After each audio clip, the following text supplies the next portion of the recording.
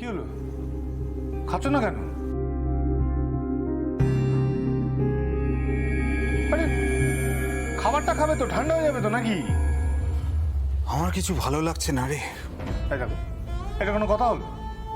ভালো লাগা না লাগার সাথে খাবারের কি সম্পর্ক? খাবারটা তো খেতে হবে। খাবারটা খাও, নি ঠান্ডা হয়ে যাবে। ঠান্ডা খিচুড়ি খেতে ভালো লাগে? আজ যা ঘটে গেল, এরপর গলা দিয়ে না আমার আর কিছু নামবে না। তো কি হয়েছে? হ্যাঁ, যা হয়েছে ভালোই তো হয়েছে। সালিশি সবাই আজকে যা হয়েছে তা ভালোই তো হয়েছে। সমস্যা কোথায়? ভালো হয়েছে? কারণ খারাপটা কি হয়েছে শুনি?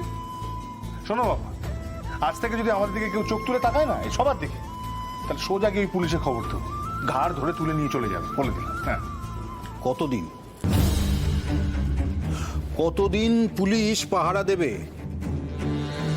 ঘরেতে 4-4টে মেয়ে, তুই নিজের কাজকর্ম ফেলে রেখে ওদেরকে পাহারা দিতে পারবি? হ্যাঁ, শোন শোন, আমরা হলাম সাধারণ মানুষ, খেটে খাওয়া মানুষ। ওই রায় সাহেবের লেজে পা দিলে কি হয় তার ধারণা তোর না থাকলে আমার কিন্তু রয়েছে। ওর ছেলেকে কিন্তু পুলিশে তুলে নিয়ে গেছে এবং সেটা হয়েছে কিন্তু তোর জন্য, এটা ভুলে যাস না।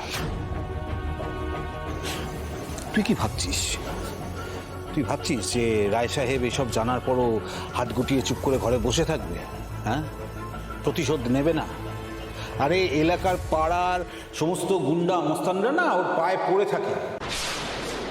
আমি একটা ভালো কথা বলছি, শোন শোন, এখান থেকে চলে চ। এই ভুবনপুরে না আমি অনেক অনেক কিছু দেখেছি, আর দেখতে চাই না, চাই না।